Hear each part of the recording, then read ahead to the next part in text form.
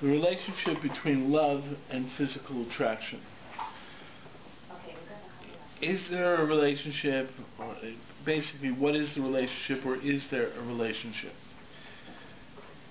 The fact is that it is a topic that is rarely actually discussed, and it's a topic that is very fundamental in understanding distinctions between, let's say, Christianity and Judaism, in terms of understanding of basic attitudes in the world. The word love is presented throughout the world. Everyone talks about love. Okay? I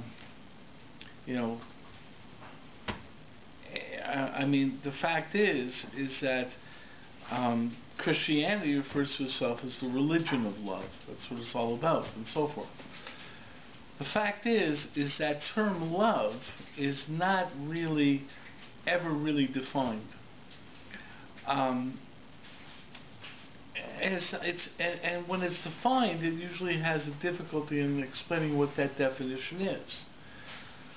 The point is, people seem to be looking for a relationship that's defined as love. Love is considered to be an extremely significant aspect of what the human being is involved in life and so forth. But the fact is we really rarely look into its nature and its understanding. The reason for that in many ways is because there are two different forms of colloquial love that we refer to, and generally don't recognize the presumed contradictory nature of these terms. And what I mean by contradictory nature is the powerful dichotomy between these two understandings. Now, I'm not going to get into there's also the idea of general love of mankind and love of human beings and so forth and so forth. But the fact of the matter is when people talk in terms of love in a very intimate manner or in a very powerful manner, they usually talk about it in terms of family in a very strong way. And in that regard, what you have is two forms of love. One is the love between husband and wife, and one is parental love. And the two forms of love are diametrically at odds with each other, because the expressions of love in one form is at odds with the expression of love in the other form. Okay? And the fact is what does that say about love in general? Now, the truth is Christianity found that to be a very powerful idea. Therefore, Christianity basically said the highest form of love was parental love. That's basically is embodied in many ways in the concept of the Virgin Mary. And that love is absolutely devoid of any physical manifestation. Okay, so in terms of sexuality, for example. The fact is that in Christianity, love, the ultimate form of love, is absent sexual attraction. So you had terms in Christianity of the concept that if in the Middle Ages, that if you really loved someone, the fact is it was someone you did not touch. Right? It was the perception that sexual attraction took away from love. From a Jewish perspective, you seem to have an idea that love is somehow connected to sexuality. Now, the point is, and that's defined in terms of just reading Shir Hashirim or whatever, but the fact is that in a Jewish perspective, the highest form of love is really not parental love, it's really marital love. And that's really defined by Adam and Chava, that absent the relationship of Adam and Chava, that relationship is the highest form of love, and obviously has a physical side to it. The point is, though, it raises an interesting question, in the sense that what is the real connection between physical and love? With the recognition that other forms of love are absent that physical connection. Now, Christianity really worked it out in terms of understanding that perspective. It basically said that physical attraction was a drive within a human being. It was a self-drive. The person was looking for some satisfaction, and therefore the object of sexual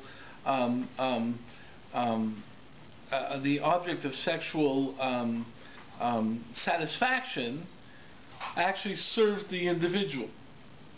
So love was basically defined in Christianity as totally selfless. Being totally selfless was absent any type of self-benefit from that love. Therefore, sexuality, which involved a satisfaction to the individual, was not perceived to be the highest form of love. Judaism took a very different approach, but in doing so, it basically challenged the idea of love being totally selfless. By definition, because once love is a form of attraction and the object of love becomes someone who is satisfying the interest of the individual, then you can't define love as totally selfless. It actually has an aspect of serving the self. And the fact is then what really is love? And then how do you extend love beyond into other forms of love in terms of understanding the connection to others? And where does love involve an aspect of attraction, and it is devoid of attraction? So love from a Jewish perspective becomes much more complex. And that's what we want to look at. The fact is, if you define love as simply selflessness and just giving and just saying I care about the other, it's great. It really fits into a Christian understanding of love. But the fact is that from a Jewish perspective, it presents a lot of problems. Okay? Any comments? Okay. So I'm going to throw out something that's what? I'm just joking. Okay. Not yet. I'm going to throw out something interesting. 20 minutes yet. From a Jewish perspective, you know where you see the most selfish form of love? Brought another clinker into this whole discussion. You can call it love.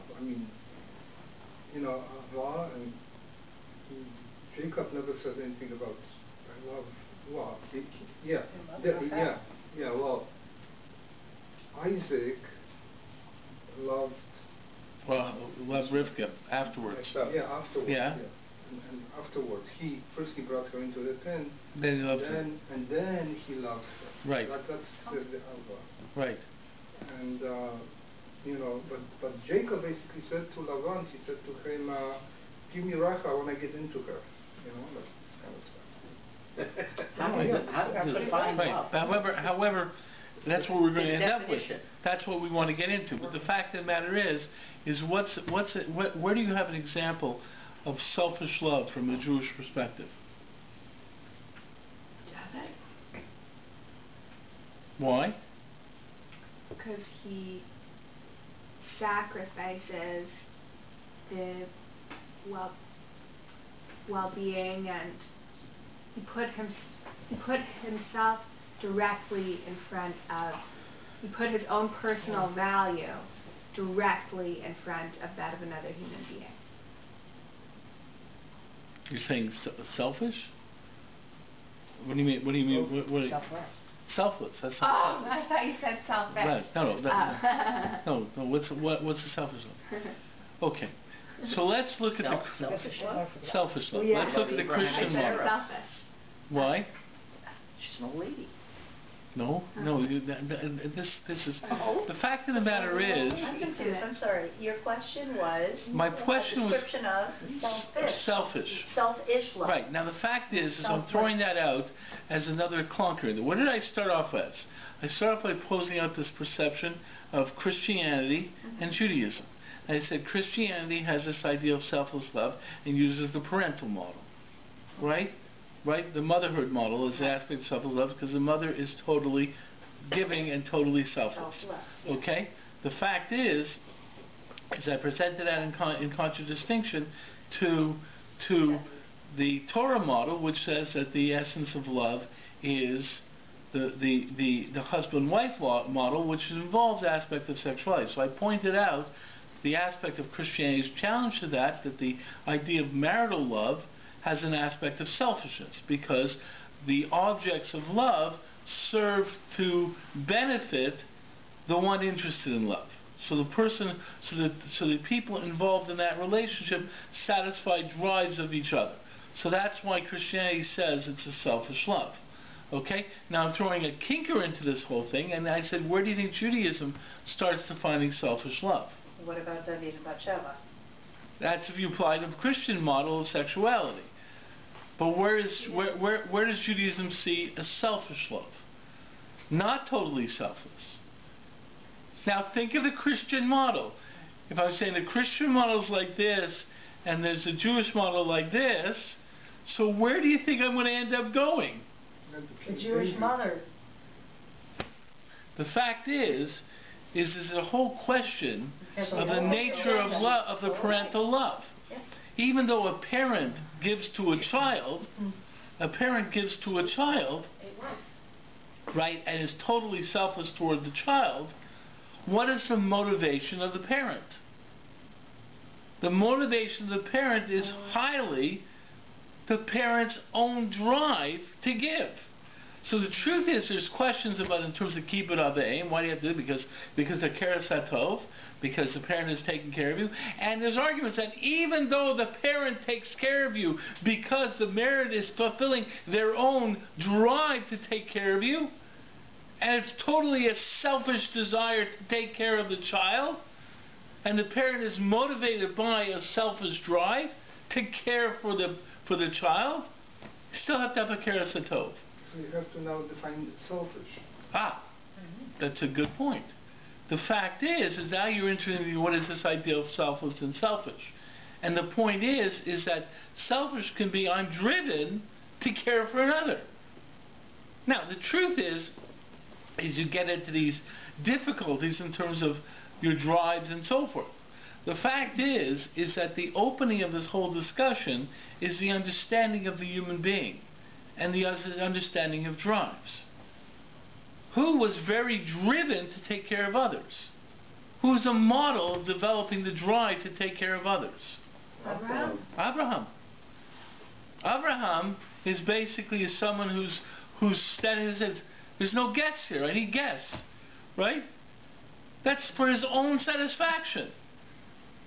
The fact is that what you're really getting into is the issue of selfish and selfless.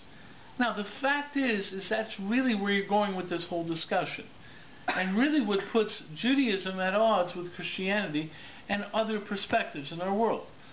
We basically, or the world basically understands the idea of values and ethics between these two worlds of selfless and selfish. With a perspective that selfish is bad and selfless is good. Okay, and on a simple level, there's a value to that. It is true. There's an idea of taking care of others. It's an idea you are supposed to be considerate of others.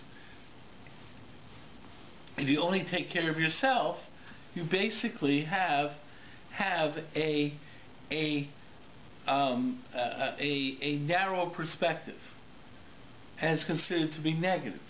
That's a simple understanding idea of ethics. True. However, when you really get into the Torah model, you begin to understand that that model and that perspective has difficulties.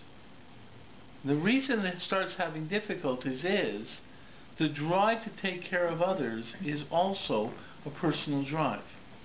You have a drive to take care of others. And the fact is that it's possible. Now, there are extreme cases of people with a maternal drive. They're so driven to take care of others that they act in a very evil way. The woman who argued that she was the mother before Shlomo, when she wasn't the mother. What was her point? It's my baby, not hers. I want to be the one who changes the diapers. I want to be the one who's the mother. And you have cases of this left and right in the world, of people who steal babies in order to raise them. What? You have Octomom. Right. Well, she actually created the babies, but the Agreed. Nonetheless, where's the drive? Exactly. But the fact is you have people basically having a drive to give on that level. The point is that we all have drives to give.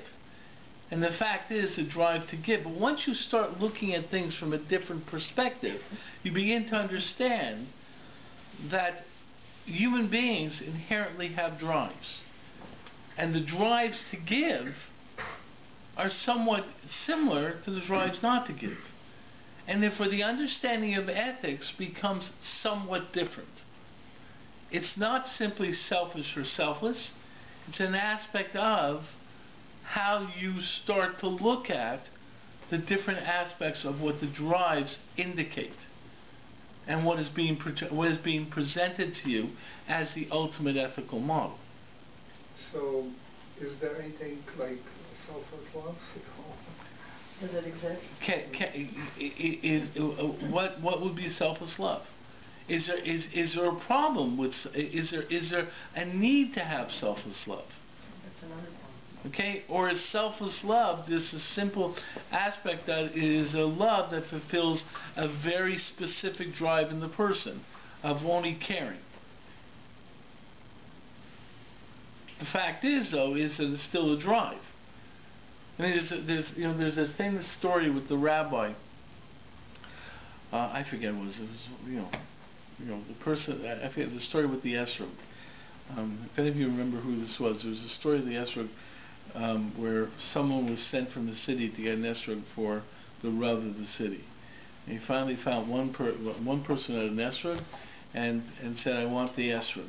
I want to buy the esrog for the Rav. And the person said, who had the esrog, said, okay, I'm going to sell it to you, but the price is all the schar that comes from this mitzvah, from the Rav doing this mitzvah. I think it was like one of the big achronim will be my schar for Olam Haba. That's the cost of the esrog. So the guy says, okay, makes the deal and goes bring the esrog back to the rabbi, and comes to the rabbi and says here's the esrog. Nice, so I have to tell you what the cost is.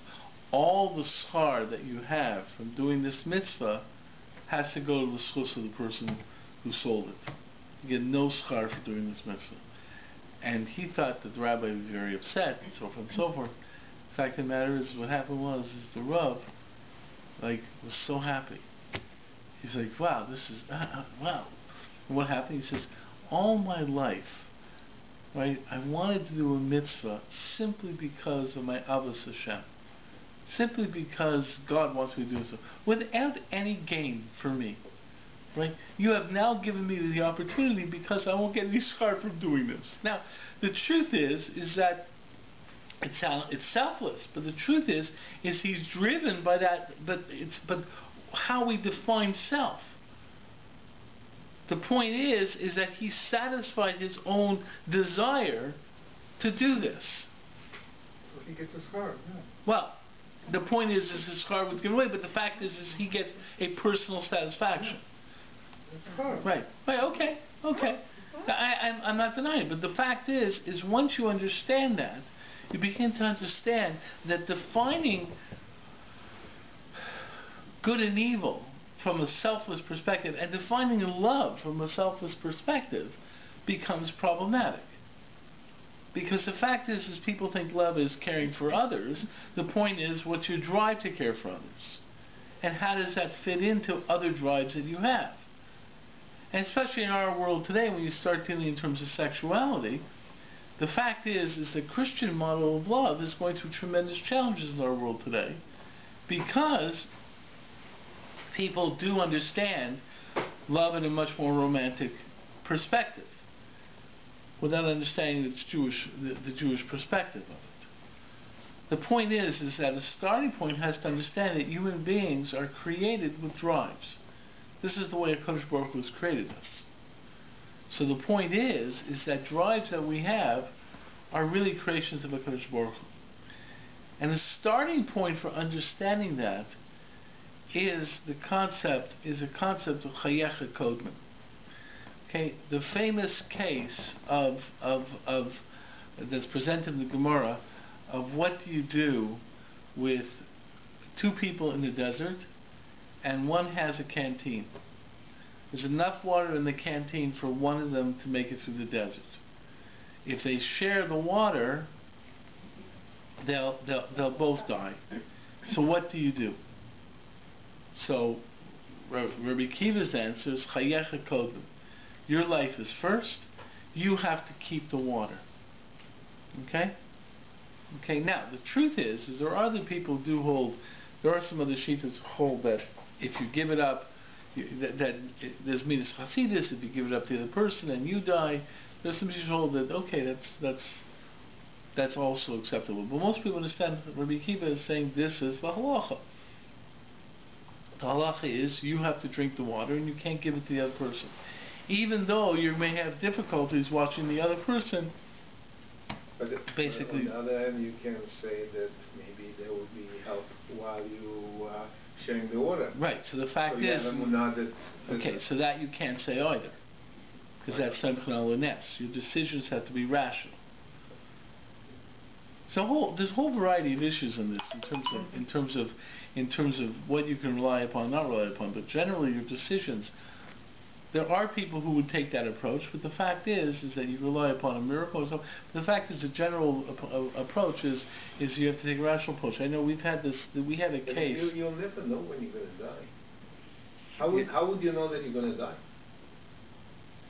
From rationally, if you know what, rationally, people can go for a long time without water. Okay, so therefore, if you make a rational decision and says, listen, I think that people can survive X amount of days without water, so that's something different. Don't try it. No, I'm serious. Like No. The fact is that you have a there was an issue. It's like people are very sick. Yeah. And what do you decide? To let them die, or to say continue because you don't know, maybe they will become better. That's a big halachic question. I know. It's a big halachic question. It's the same thing. You cannot decide. The point is that the decision is rational. There was a case a few years back with a young woman, who was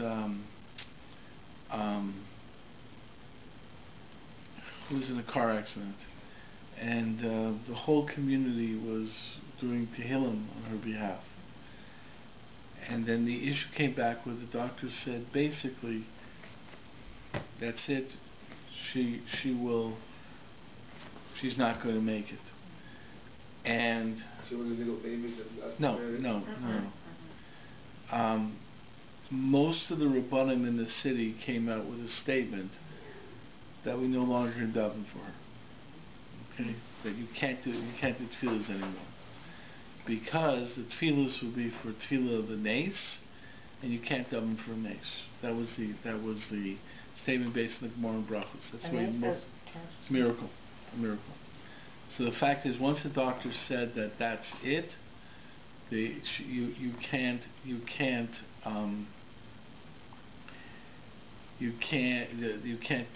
Tehillim anymore for a niece. There were a few Rabbanim in the city who did say no, he's still davening.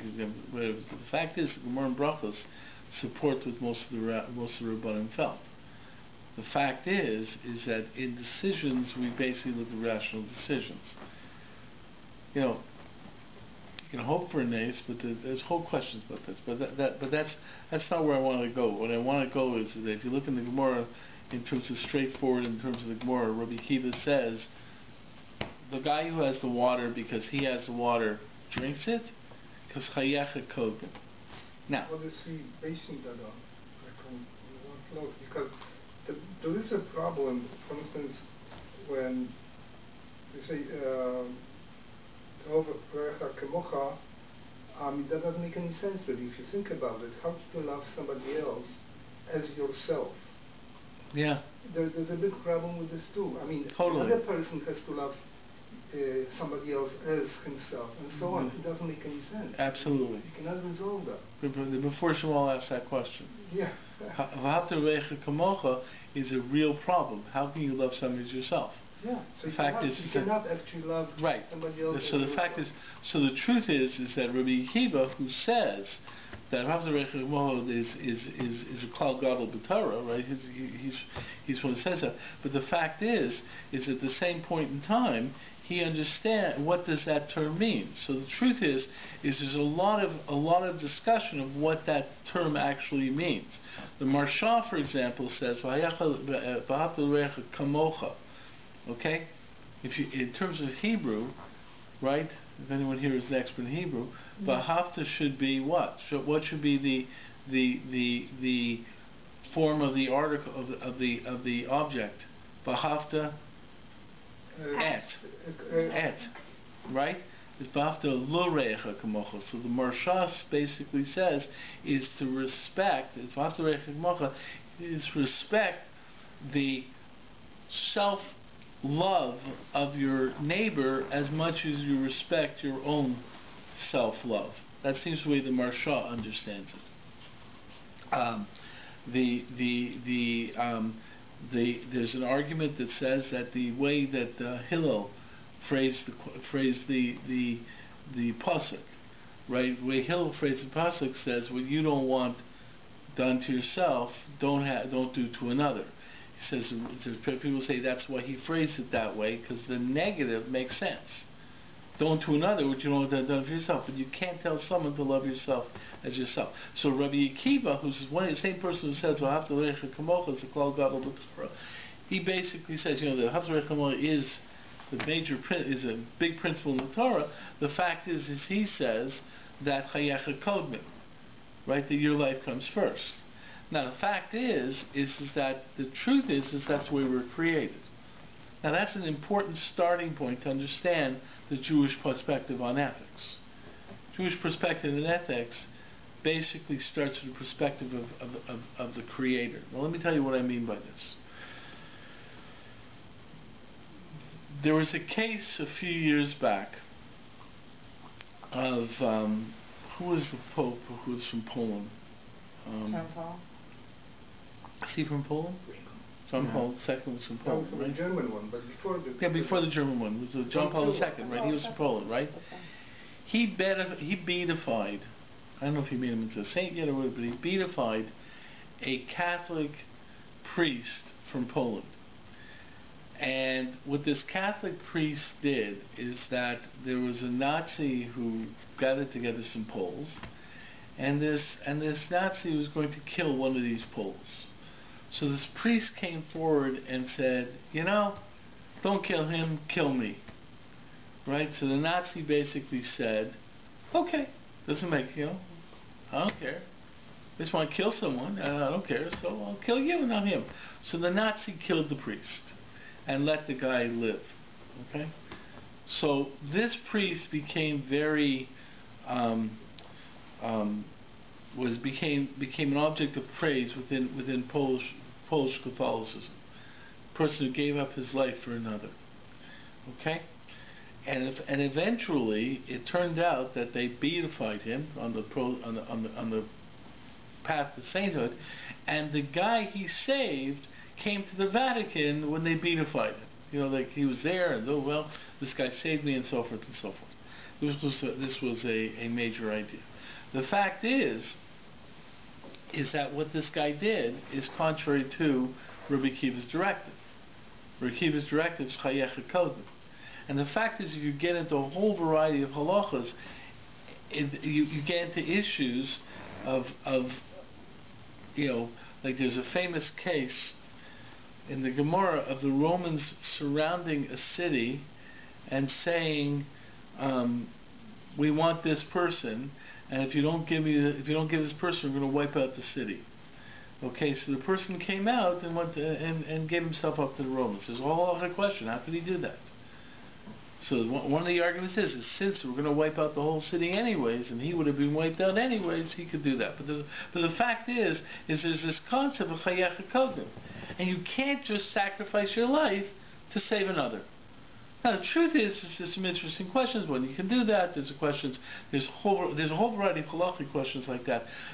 Questions like, for example, in terms of what do you call it? Doing someone to save someone else. If someone's in a dangerous situation, can there's a concept of al tamud al dam riyacha. Don't stand by while someone else is in a life-threatening situation. So when you get into that, the halacha gets into issues of percentages. If you're going to put yourself in a situation where you'll save the other guy, but you're going to die, you can't do it. The question is what percentages do you do that? So if you run into a burning building to save someone, so there's certain questions, there's certain halacha categories. When it's asr, you can't do it because the chances of you dying are too high. There's questions where you have no chiyuv to do it. You can if you want to. You have no chiyuv to do it. Obligation. And then there's questions where and then that idea is a good thing to do, is it not a good thing to do? And then there's the idea where you have to do it. So the point is that if you're running in to save someone and the chances of you being hurt are very minimal, you should try and save the person. Chances of running in to save someone and the chances of you dying are very high, then you can't save the person. The point is this is a whole concept, and it's really contrary to that story I told you from the Catholic perspective. And, yeah. If you put your life in front, it can bring to anarchy. And I can give you an example. You tell me, like in the time of the German in the camps, there was Jews that they were like the policemen. Mm-hmm. And in a way, you can say it's good they were there like that because they were saving their lives. Other people look at it and say this is the most disgusting way of behaving. Yeah, something when you get into that, the fact is chayecha kodem. Does that mean the point is that you take? Let's take another example. The idea of Yeherek Val Yavor, okay, right? Which means the commandments where you can't, where you are supposed to die rather than violate that commandment, right? So the point is what are the examples of it? So one example of it, one of those major, there's three categories. There's Gili Arayas, this major sexual prohibitions of Torah. There's Avodah Zarah, the idolatry aspects of Torah, and there's Shrichus Damin, murder. Shrichus Damin is from a svara. Okay, if someone puts a gun to your head and says, "Kill that other person, or I'll kill you," you can't do it. Okay, now you're going to argue it's chayecha kodem. Well, the fact is there's a limitation in it. The point is, you still don't have the heter to do an avera. Is chayecha kodem is a certain idea where you're in a situation where all things being equal, you have to consider like the canteen situation and so on and so forth. But the fact is that if it's a matter of saying, hey, kill the other guy or we'll kill you, that's prohibited. However, and the Gemara says why? Because who says your blood is redder than the other person's blood? So if you had two people standing side by side, probably even the Holocaust would have been the situation. Well, I'm going to kill one of you. You decide which one. The fact is, you can't do it. And the truth is, you can't do it. Right, and you can't do that. I mean, if you look at something like Sophie's Choice, fact is that you can't do that. The point is that if you look at it like this is a classic example, and I'll give you another example the Gemara talks about. So the Gemara talks about what happens if a person says to you, okay, I'm not going to ask you to kill this person, but I want to take you and throw you onto this baby and thereby kill the baby. Right? Can you do that? Okay, you're not committing murder. Okay, and if you know, I'm going to kill you unless you allow me to throw you onto this baby. Okay, so I'm not sure if the Gemara Tosfos asks the question: who says the baby's blood is redder than yours? Okay, in other words, that you should do. Now, what's really going on over here? The fact is you have a very different. The fact is but is there a problem in allowing someone to use you as a weapon? The point is, what's really going on over here is a very different perspective. And that's where you get into issues chayecha kodmim and things like that. It really reflects your perspective in terms of God. See, the Gemara's question is, when it asks about who says, you says you're not allowed to kill another to save yourself. The Gemara says, because who says that your blood is redder than the other person's? But in another case, the Gemara says, who says the other's blood is redder than yours? So what's really happening over here? It's a certain development of the objective understanding of the human being. See, what happened with the Catholic priest is, what did the Catholic priest ultimately say? He's basically going over and saying, I'm going to kill, the Nazi says, I'm going to kill you, okay, I'm going to kill someone. So the Nazi priest says, no, kill me, not the other guy. So it's totally selfless. As a decision from the human being, saying, I want to come across selfless. And therefore it comes across being sainthood. Like an aspect of almost sainthood. He's the saint, and the other guy, that the guy who's saved, he's the whatever. But the other guy's greater because he's the saint. But he's the one he's making that decision, whatever that decision is. From the Jewish perspective, when it says, who says your blood is redder than the other person's, or who says that the other person's blood is redder than yours, it's basically looking at it from a God centricity. In the perception of God, you're both human beings. Central perception of God, you're both equal. Okay? Your life is absolutely equal to the other person's life in the perception of God. But if somebody has led a more exemplary life, then people are not necessarily equal. Not coming out on either side, but I think there's a logic there that... That may be true. The fact is, we don't make those cheshbonos. That's God's cheshbonos. The fact is, you get into interesting questions. There's a whole bunch of Gemaras about what do you do when you save someone. There's interesting questions when this came up very practically when they used to have dialysis machines in hospitals, and there was a question of this is going to start ringing. So let me just turn this off. Okay. The fact is, you have this whole issue in terms of dialysis machine. Who goes first? And the truth is, there's a whole variety of Gemaras on this, and Hurrias. Who do you say first, and so forth and so forth. The end of Hurrias deals with who goes first.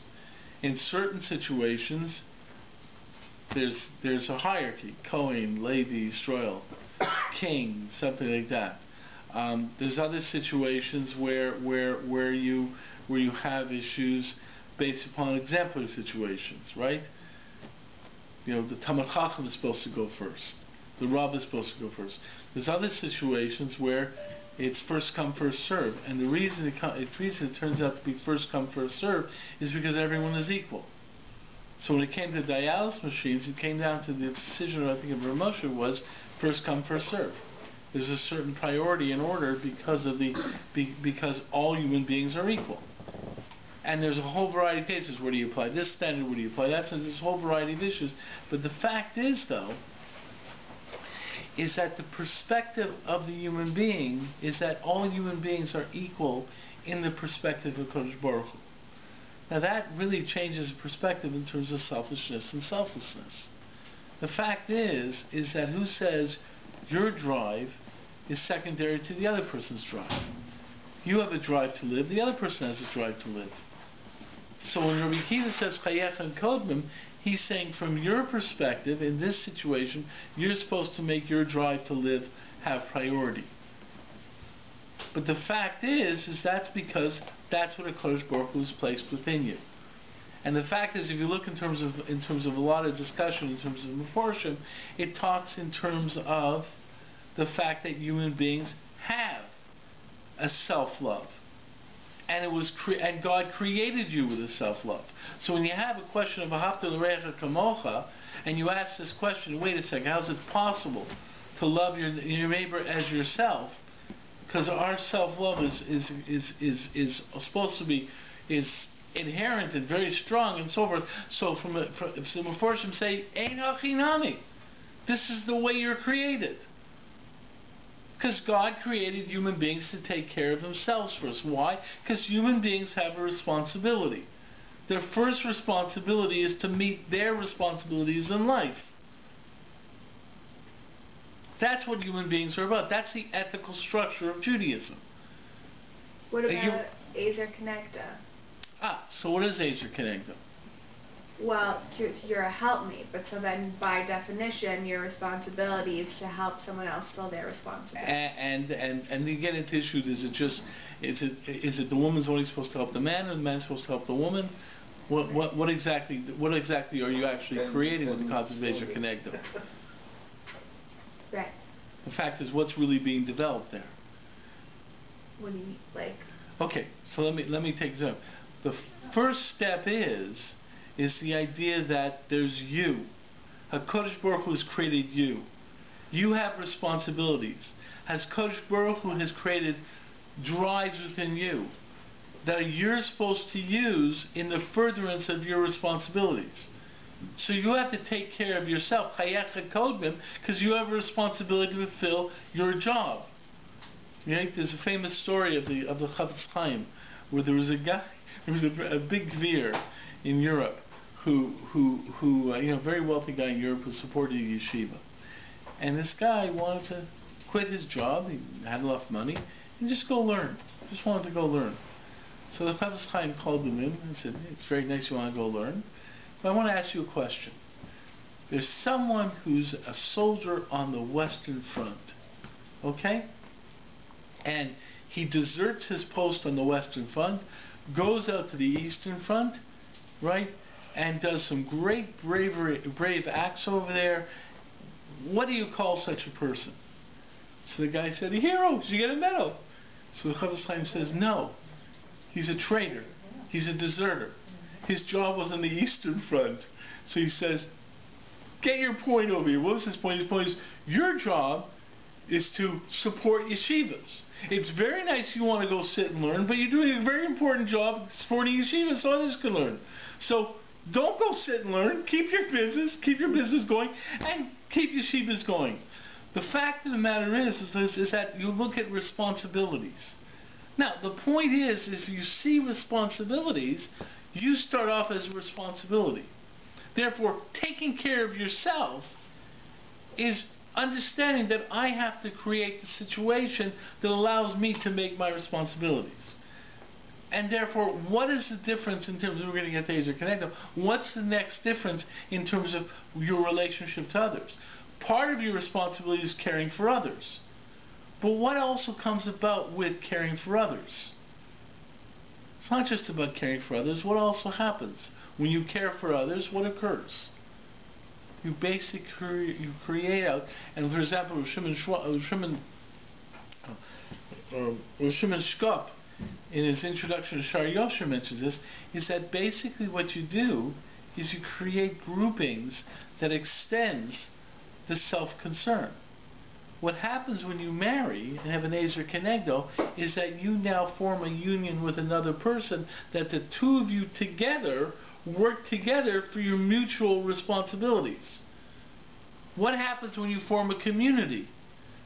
A community is not just about caring for others. A community is about forming a communal bond that allows you to care for the community, to meet the community's responsibilities, which includes responsibilities for each other, and then extending out to responsibilities to the rest of the world. So Shimon Shkop basically says that the structure of the Jewish perspective of humanity is there's the individual, has responsibilities, and has to take care of himself. Then he extends out. Marriage, family, community, Klal Yisrael, the entire world. It's not about selflessness. It's about joining with others to make that bond. To care for others. To care for self. To care for your responsibility. HaKadosh Baruch Hu has created human beings with a responsibility. That responsibility is not just for self. It begins with the responsibility of self, but it's caring for humanity in its ultimate stand. But it starts with not the idea of selfish and selfless. It starts with the extension of self. Now, if you understand that, then you begin to understand what love is and the distinction in marital love. Why is marital love the starting point of love? Because it basically creates the bond of two human beings. And there's a physical aspect to that bond. And that bond is creative. Okay? And then from that bond, you expand out. Vershaber says that the child, it's not that it's not that the purpose of marriage is to have children. He says the child is the manifestation of the unity of the marital unit. And really, and then you expand out. You build the community, starting with your own family. And then the aspect of this love is extending out from the self and your own concern for self, extending out to wishing to help others in their concern, because you recognize that you are not alone, that you are part of humanity. And therefore it's not really selflessness, it's an extension of self. That you don't just see yourself as a separate entity from everyone else, but you see yourself as integrated with everyone else. You need a new term, self-inness. Something. Okay. But the fact is that, and that's where it starts with marriage. Because that's the first statement in terms of, so what is love from a Jewish perspective? Love is understanding that I am not alone. Love is understanding that I connect with others. Love is understanding that I am part of humanity. That I'm just a part of humanity. And it starts with me being concerned for myself, because I have responsibilities, and it extends to understanding of my responsibilities within humanity. And therefore it's a very different understanding of love and responsibility. And the idea of selfish and selfless in terms of drives, that's not really a problem. The truth is that's the way Kadosh Baruch Hu created us. And one of the key points to that is because of our responsibilities. We're not here. We're here because we have a mission in life. So we got another drive, basically. Like besides the selfish drive, we have also a drive to be the anthropologists would have said this is, like an aspect, a social aspect that developed over. Okay. Okay, you're right. You're right. So on. You're right. It's like a social aspect that we have to bond, otherwise we will not survive. Right. And we're saying that was divinely created. Yeah. Okay. But what is your definition of marital love? Marital love is that initial bond with another, in terms of creating that unity of another, And that's the specific unity where you have a physical attraction. See, the difference that happens with physical attraction, if we get back to the idea of physical attraction, is physical attraction, you were saying before with Rachel. The fact is, there's some interesting aspects over there, what you said with Rachel beforehand. The truth is that it's a very interesting idea with Rachel. The fact is what does Yaakov do when he meets Rachel? In the water. Yeah. He kisses her. Right. Yaakov kisses Rachel. Mm-hmm. That creates a tremendous issue. Okay? Now, what type of kiss was it? So Shimshon for Hirsch basically says Yaakov kissed Rachel like you kiss your cousin. You should kiss family members, which is really a source. Shimshon for Hirsch is a source for a lot of the frum world that kisses among relatives. Because they say, you see, from Yaakov. So when he found out that Rachel was Lavan's daughter, cousin, kissed his cousin. In the same way, and Shimshon for Hirsch is the same way you kiss your cousin. Okay, so what is the rule? But don't think it was romantic, right? It was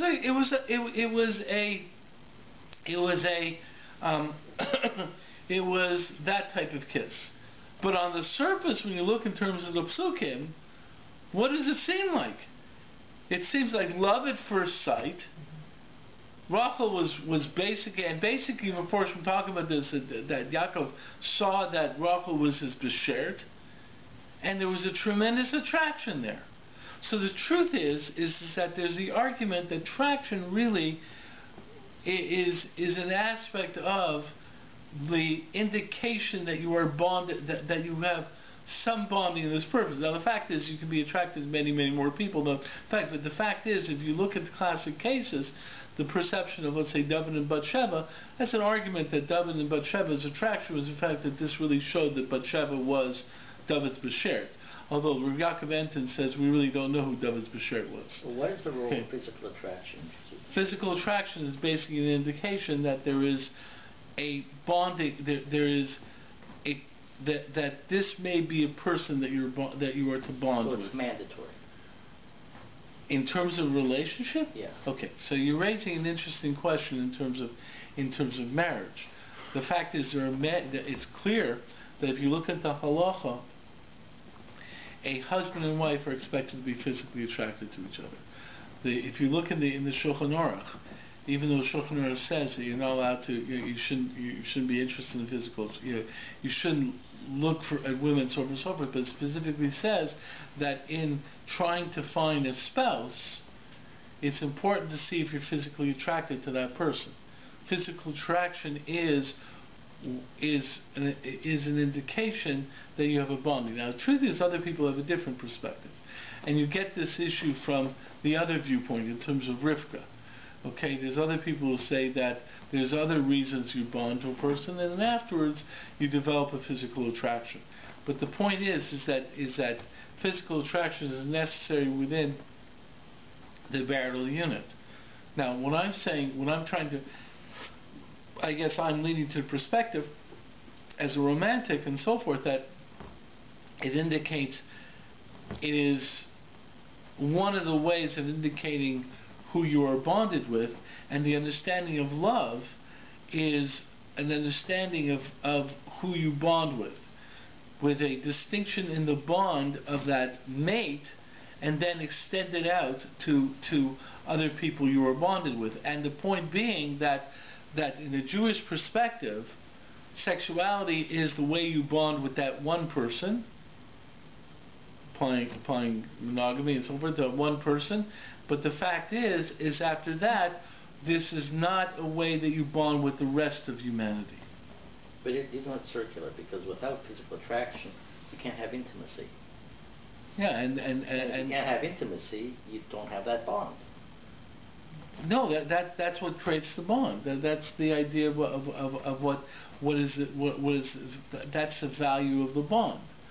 That intimacy is connected to attraction and is connected to the bonding. And that bonding reflects the idea that you are bonding with this human being in terms of developing the circles of your connection to humanity. This is the first essence of that connection to the greater human structure. The only thing we're missing here is Yetzer Hara. And Yetzer Hara has this blending the boundaries between attraction and desire to something that you're not supposed to have.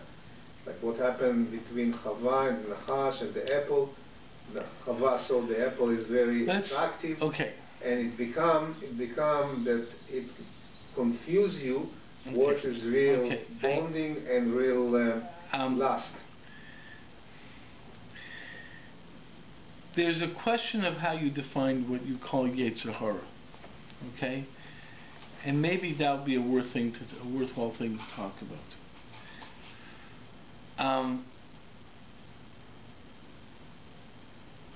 Perceiving the Yetzer Hara as an evil inclination versus Yetzer Tov being a good inclination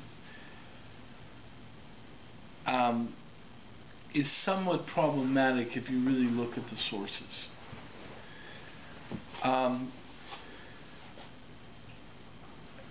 The way I have chosen, the way I like to define Yetzer Hara and Yetzer Tov is that Yetzer Hara are individual drives in a vacuum. Okay? Anytime you apply a drive only in its vacuum, that is Yetzer Hara. Okay? Yetzer Hara can always can apply to anything. What is Avodah Zarah? It's the drive to relate to a Kodesh Baruch Hu in a vacuum, which leads to which is a Yetzer Hara, because you're not understanding the full perspective. Yetzer Tov, and you look at the Tov, at the definition of Tov, like for example, if you look at the definition of Tov, what's the one day we don't do Tov? Vayar Hashem ki Tov, and there was a creation. It was a day when the things were created that were separate. So if you look at the Marital, it says that Tov always is unity. So the Yetzer Tov is ultimately understanding drives within a full perspective.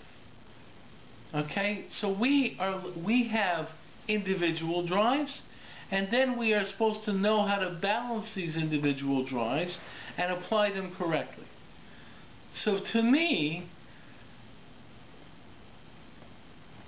and this is why I understand the famous statement that we're supposed to serve a Kodesh Baruch Hu with Shnei Yitzrachos. So to me, we are supposed to serve God with both our drives, the Yetzer Hara and the Yetzer Tov.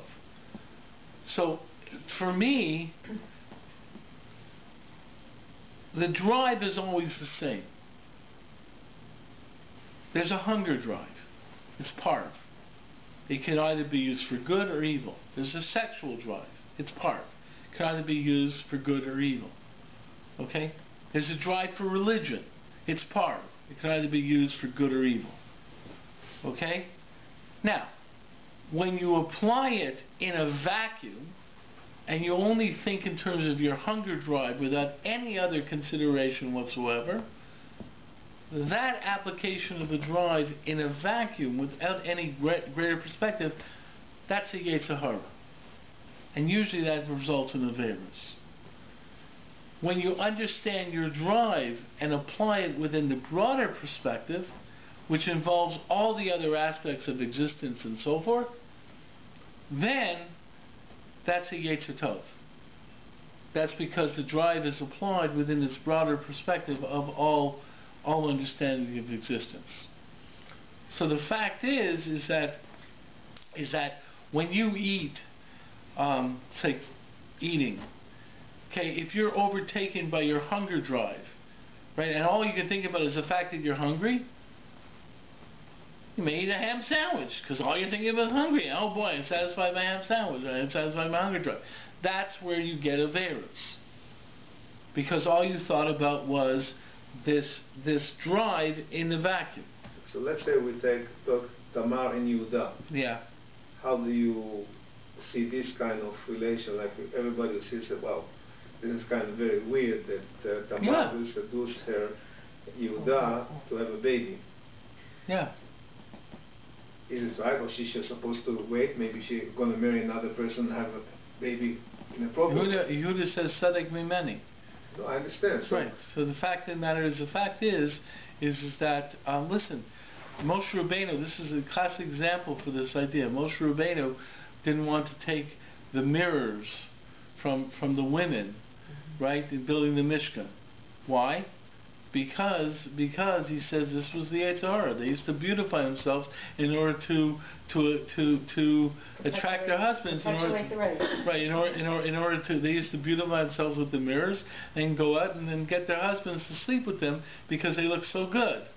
And Moshe says, I don't want this in the Mishkan, right? And Kodesh Baruch Hu says, what are you talking about, right? That's the dearest thing. Because they kept Klal Yisrael alive, and they helped their husbands out, and they gave strength to Klal Yisrael. Context in the midst of an edict against. Right, exactly. Against. But it was also the fact that they also gave a certain amount of strength to the husbands and feeling the husbands and so forth. The truth is that there's a lot of issues like that. You know, I mean, the point is that when you look at it from a broader perspective, you see context. Yetzer Hara is when you don't see context. So if you eat simply because it tastes so good, and you indulge in it because you like it, it has nothing necessarily to do with hunger, because no one in this room is probably ever really That's also hungry. a drive. That's also maybe a drive. But that also may be a drive. The drive, the understanding of the broader perspective is not just the narrow things that you need to survive or whatever it is. There's also the aspect of the fact of your own psychological feelings, your own sense of existence in life, and so forth. The truth is that Kodesh Baruch Hu has also created taste and created pleasure. So the fact is the role of it. But the point is that seeing it from a broader perspective is really what you look at in terms of tov. Now, is it possible that your tov, that your broader perspective may be wrong? Yes. Okay, and you get into issues like that. But the point is that there's a narrow definition of a drive, and then there is a broader definition, and the fact that your perspective of the whole may be off, and that might lead to another type of evil, and that may even lead to a worse type of evil. Like, for example, if you look in terms of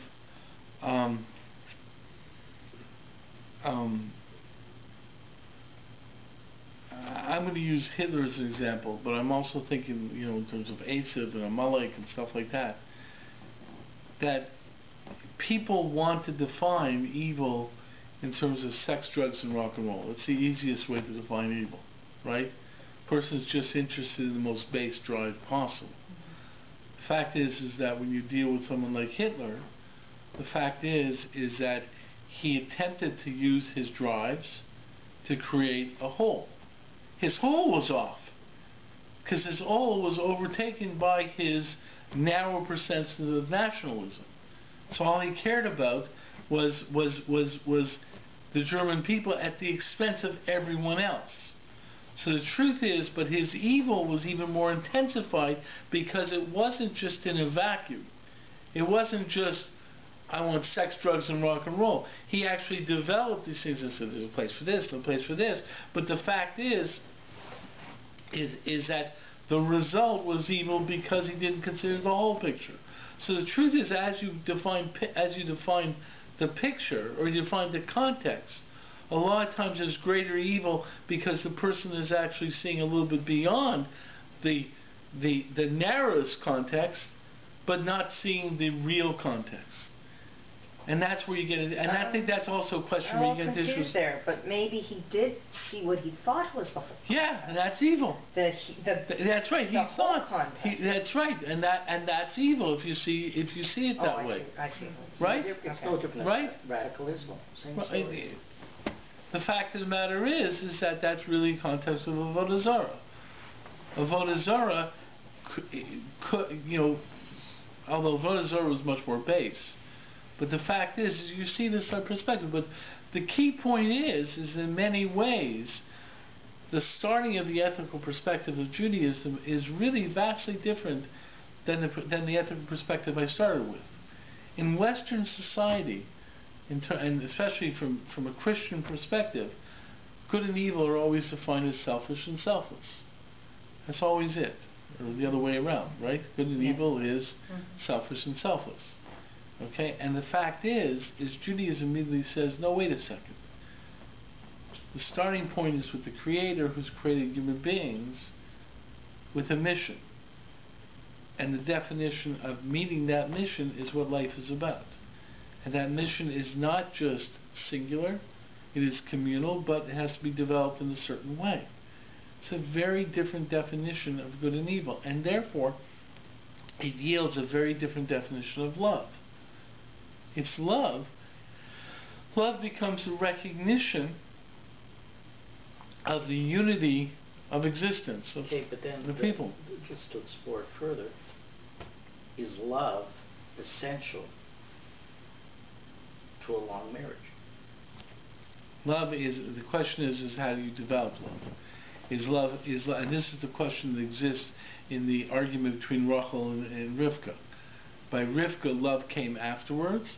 By Rachel, according to what I've explained, right, Yaakov originally loved Rachel. The love is that form of connection, is a sense of connection with another.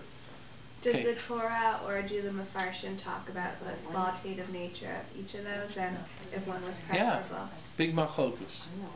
The fact of the matter is there are people who basically say that love comes afterwards, and it's actually tied to intimacy. The fact of the matter is there are people who basically argue that it can't start with no one. It can't start with nowhere. You have to have some level of attraction or some level of. Well, what about Leah? I mean, Leah was obligation, and Leah was. So the fact that Leah becomes another issue. The fact of the matter is Leah becomes another issue. The point is that the exception, the idea is that Yaakov developed a relationship. But the fact is you get into this issue. The truth is that Dean Steinzeit has an whole argument of who really was Yaakov's real beshert. Okay, generally the classic position within Judaism, within most things, is that the Akeres Beito, the essence of Yaakov's house, was Rachel. And the simple understanding is Rachel was Yaakov's beshert. Rabbi Dean Steinzeit has a whole argument that basically says, no, Leah was really his beshert. Okay? And which is really very big chiddush. Okay. But the point, on what? Based on the fact that Leah is the mother of most of Klal Yisrael, that we are actually descendants from Yehuda. Yehuda is the prime shevet of Klal Yisrael. So Malchus. So he says, you see, there's a lot of indications that Leah most likely was the real beshert. But the point is your question is that it seems to be that you have to have some attraction. It seems to be you have to have some type of attraction. It seems to be, though, that there is an argument that says that love doesn't precede marriage. That seems to be a machlokus, whether love precedes marriage or whether this type of marital love can come about after marriage. So the point is, and that becomes a product of intimacy.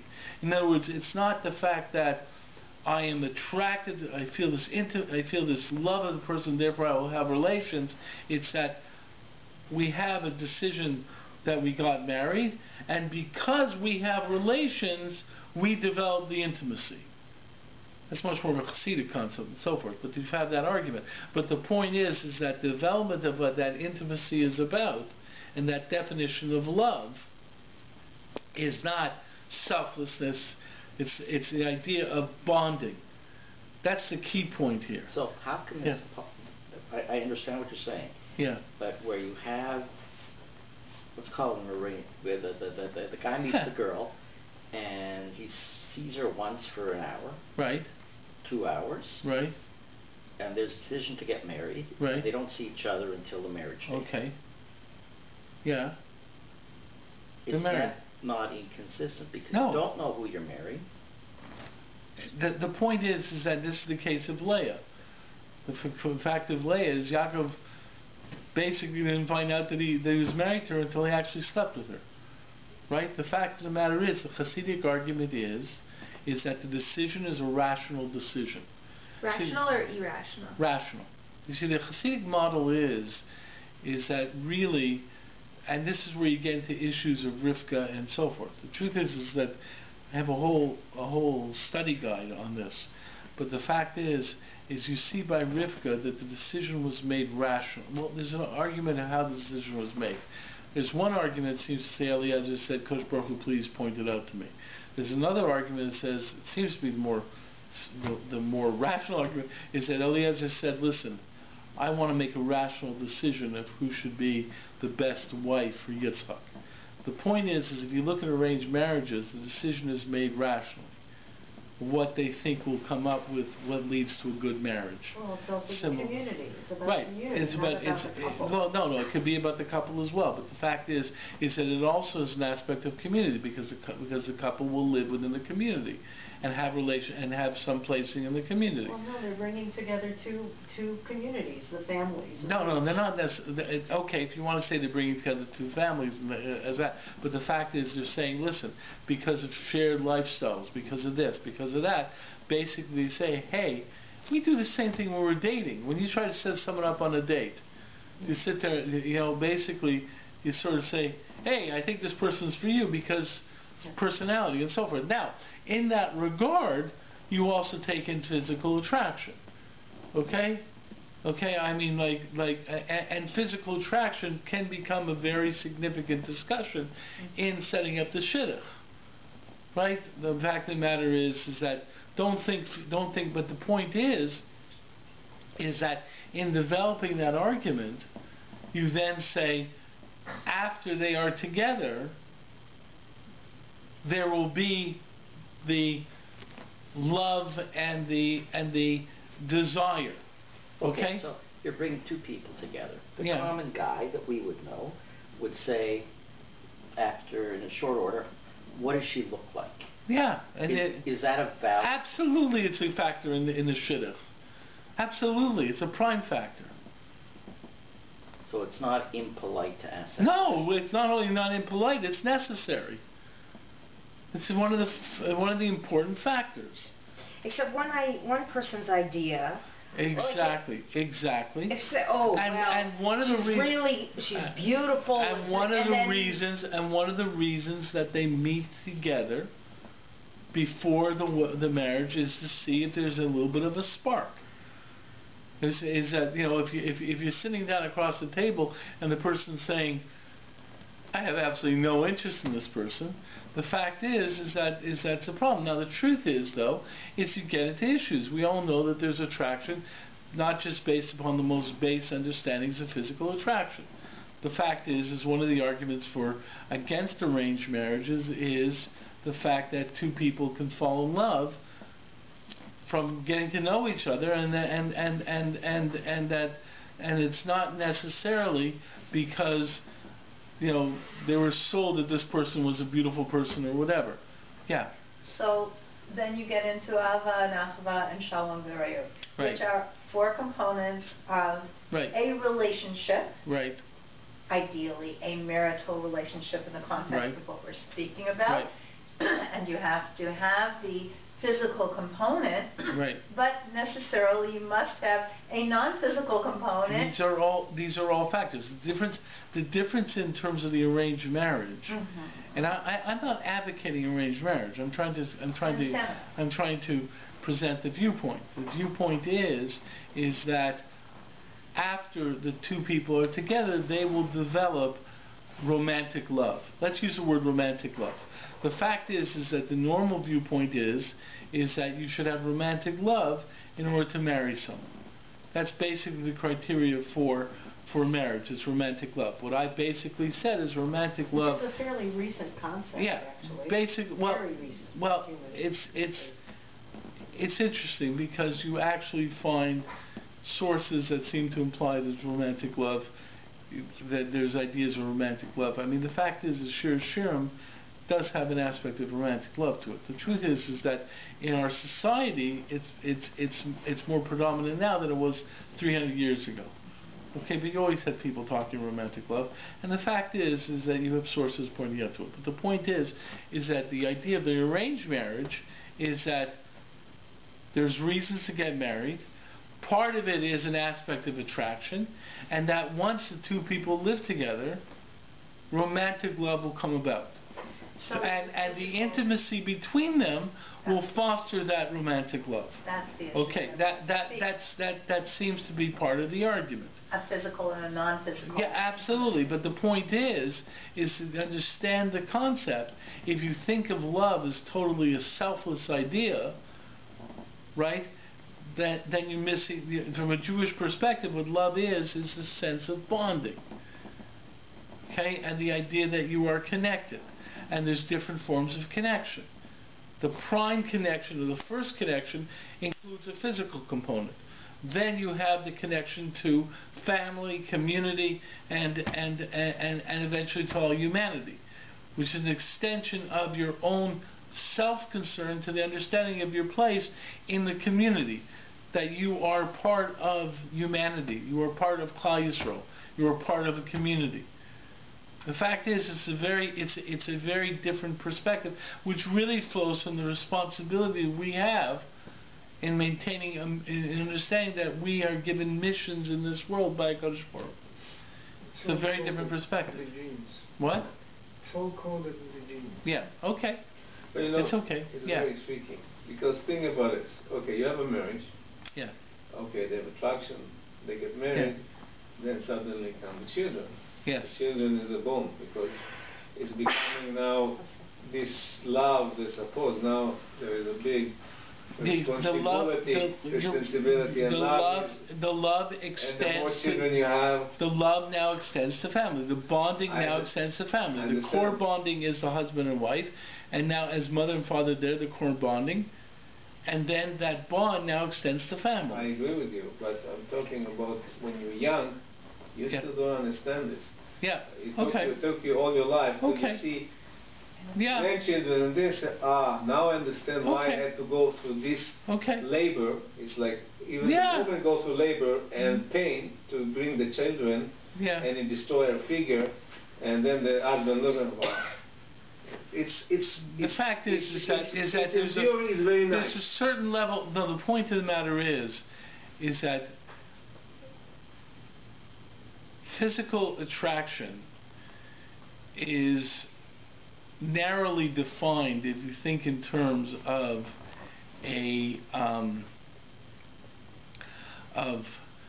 narrow definitions of beauty by the way a woman looks when she's 20. I understand, but and you're taking this context as if the marital relationship is only within the 20 to 30 context, and the fact, which is not. And the fact of the matter is that physical attraction is not limited to the narrow definitions that our society thinks it is. Okay. Right. Well, the point is that, you know, it's a classic statement. What do we say before the kala? Kala na v'chasuda, right? Which means a beautiful and chasuda. Righteous. It's a little bit. Loses something in the translation. Yeah, it sort of means, it sort of has an aspect where it's graceful. I would say closer to graceful. One sec. The point is that the Gemara says, Beis Shammai says you can't say that if the woman's really not that good looking, and Beis Hillel says no, because to the husband, right, your wife is always kala na b'chasuda, and that doesn't just apply when she's 20, right? The fact of the matter is that when Avraham Avinu says that Sarah, well, I didn't know how beautiful she was, she wasn't 20. Okay, what were you going to say, Herb? What I'm going to say is, if we take a look at trying to explore, single people looking for a shidduch. Yeah. Is it a problem when a male or a female says, I don't like this person, they're too short, I don't want too heavy? Is that a horrible statement for them to make? Or are they defining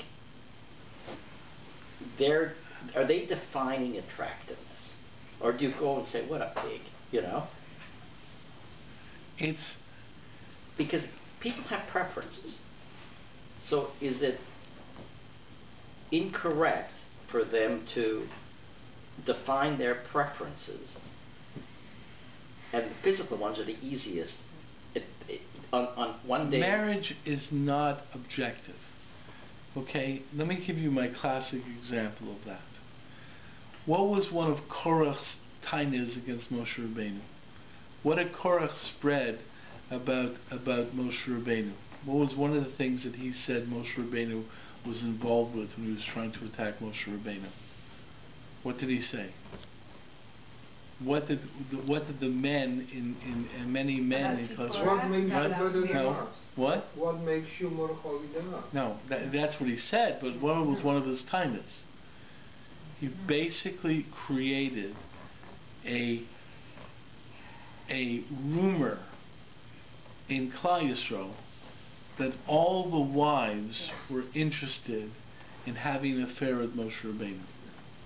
Okay? Oh, yeah? Okay, yeah. Oh. It says over there that what happened is all the men basically said to their wives, you can't be alone with Moshe Rabbeinu. In other words, creating the development of Sota, you have to give a warning, you can't be alone, even though there's issues of Yichud, you can't be alone with, but you give a warning. They all said, they all were chayshes with Moshe Rabbeinu and their wives. That was Korach's big argument. Now, it sounds ridiculous. Totally ridiculous. But what was he really saying? So if you think of, let's say, BMOC, big man on campus, right? So you're going to assume that everyone in the world wants to have this guy. Moshe was the objective ideal of what exactly. everybody wants. Therefore, every woman wants to be married to Moshe Rabbeinu because he's objective number one. Okay? And therefore, you go down the line, you sit there and say, okay, I get number one on the totem pole. I got 533. Okay, fine. Okay, right? Because you're going down the line, right? So everyone sits there and says it's an objective concept. That was Korach's argument, and that's the way Korach thought. Korach was if you look at a lot of other arguments with Korach basically ignored subjectivity. He was basically, there's other indications to that and so forth and so forth, where when I say subjectivity, he ignored the depth of the human experience, right? Another one of his questions is that if a room is full with Sifrei Torah, you need to put mezuzah on the door. That's the point. It's not objective. There's a concept of mezuzah. Even if the room is full with Sforim. The fact is that you have different ideas. So the truth is that the argument was a crazy argument. Moshe Rabbeinu was subjectively connected to Sipporah. Other women, that's not the issue. It's not the BMOC. It's not the big man on campus. It's subjective. Now, subjective may have some aspects of beauty, objectivity. You basically may go up to someone. So the truth is that you say to someone, listen, if you're living in some kind of fantasy world that you think that you have to have this objective definition of beauty, and there's a problem with that. But the point is that you basically say to someone, and I've been in situations where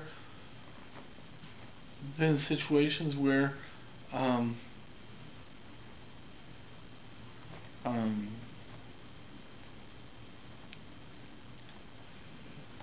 don't want to get personal, but I remember one time I was dating this woman,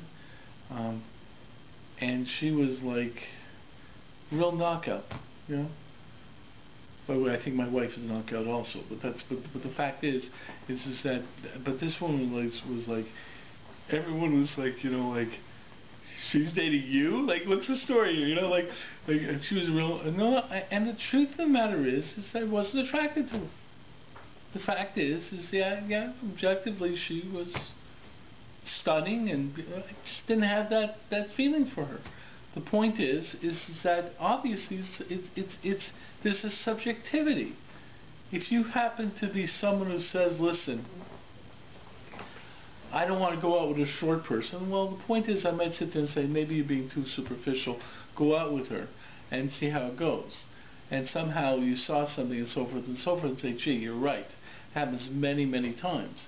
On the other hand, there are times basically you're saying, hey, listen, I really wasn't attracted to a person like that. I mean, the fact is that it's a factor. It's not the only factor. Okay? My point is that it is a factor. I think that the subjectivity has some indication of attraction, has some indication towards the person's neshama. In other words, if you look at somehow from attraction, it might have something to do with indication of neshama, and our physical beings might be a reflection of certain types of neshamas. That's whole Kabbalistic stuff. But the fact is that you're attracted, and the point is subjectivity, and so forth and so forth. My key point, though, is that you start from that point, and you have to understand the concept of bonding. And that love in Judaism is bonding. And there's different forms of bonding. Okay? Yeah. Just a question. Is it mitzvah to get married and have children? Like, if a person, let's say, didn't do it in his life, can still consider that he did everything kosherly? So the point is you're asking me a question how he's evaluated by a Kodesh Baruch Hu. Yes. I have no idea. Okay? I never venture to say what God will do post this life. That to me is nothing. But it's a statement, a Torah statement, isn't it? Yeah, so the point is that. The obligation is so on therefore him. it's a different question. There's a different question. But there's a lot of different. There's a different question here. The question is a little bit different. If you're asking me what a Kodesh Baruch Hu thinks, ask God. I have no idea. What do you think? If you ask me, there's a mitzvah on men to have children. Now, it yields a very interesting idea. Okay? Since the only permitted way to have children is by getting married, the question emerges, is there a mitzvah to get married? Or is getting married has to be done because it's the only way to have children in a permitted fashion? So that's an interesting question. The point is that it may not be a mitzvah. Yeah, but you might get married and not be able to have children. There is consent between a man and a woman, and they have a child. Is it something wrong? Halachically. Are they considered to be married now? No, you want to talk about whether premarital relations is permitted within halacha? It's a different discussion. But there's a lot of cases, like a lot of things happen. Yeah, the fact of the matter is that if two people have kids, your question was, is there a mitzvah to get married? Okay, since the only permitted way on the surface to have children is by getting married, there's an argument that there is a mitzvah to get married. Now, what you're saying is, if two people have children out of wedlock, does that person fulfill the mitzvah of having kids? Yeah, most likely. If the kid's Jewish. Where's the mitzvah to get married? That's what I'm trying to say. There's no mitzvah. There's a whole issue if there's a mitzvah to get married. It's an argument that the only way you can fill the mitzvah of puravu l'halacha in the proper way is by getting married. Therefore, there's the same way. In the Torah it says you have to get married. First of all, within Orthodox Judaism, right? We really don't care what it says in the Torah. Okay? Yes. Okay? Huh? Okay, honestly, that question is, it say in the Torah? Who cares? Who cares? Who cares what it says in the Torah? Is that where we get halacha from? I thought so. What? No. No. Halacha from what the Gemara ends up saying is a halachic idea. And where does that come from? That comes from Chazal and the understanding of Torah Sheba'al Peh. But the Torah Shebechtav, I've said it many, many times. Torah Shebechtav, English, right, is similar to the position of the King of England or the Queen of England in relation to English law. It is to be treated with tremendous respect. The Torah, the written Torah is obviously it, but in understanding what the written Torah says, we consult Chazal. So in England, the Queen is told what the law is by the Prime Minister. Guess what? Pursuant to Rabbinic Judaism, we're told what the halacha is, right, by Chazal. Right? And what the Torah actually... What? Define Chazal, please. By the rabbis. Thank you. Okay. Okay. The fact of the matter is that in the Torah, is there a mitzvah? The Torah says, Ki yikach ish isha, when you take a marriage. Now, there are people who say there's a mitzvah to get married. The truth of the matter is that there's an argument, Ein tov l'adam l'hayod l'vado, it's not good for a person to be alone, so there's an argument that there is a certain argument to get married. It's a part of Taryag, most likely not, but the fact is there's an idea of getting married, and that's why even if you have kids, there's still a concept of getting married. Right? Even if you can no longer have kids, there's a concept of getting married. Because it's not good for a person to be alone. So but what it says in the actual 5 books of Moses, let's understand that what it actually says in the 5 books of Moses. That's the Chumash. That's not the Torah. Oh, so you're right. There's a lot more to Torah than exactly it. That's what I'm saying. When you say Torah, that's my point. Torah Shebechtav. Is it written in the Torah? Is it in the Torah? Yes. The fact of the matter is, and the truth is that listen, right? This is a fundamental aspect of Rabbinic Judaism that's different from Karaites, right? It says in the Torah certain things, and we say no, that's not what it means. Okay, you're right. Is it from the Torah? Yeah, it's from the Torah. Yeah, if you take Torah Sheba'al Peh, I was referring to Torah Sheba'al Peh because I think the word was written. Where's it written? I was responding to that.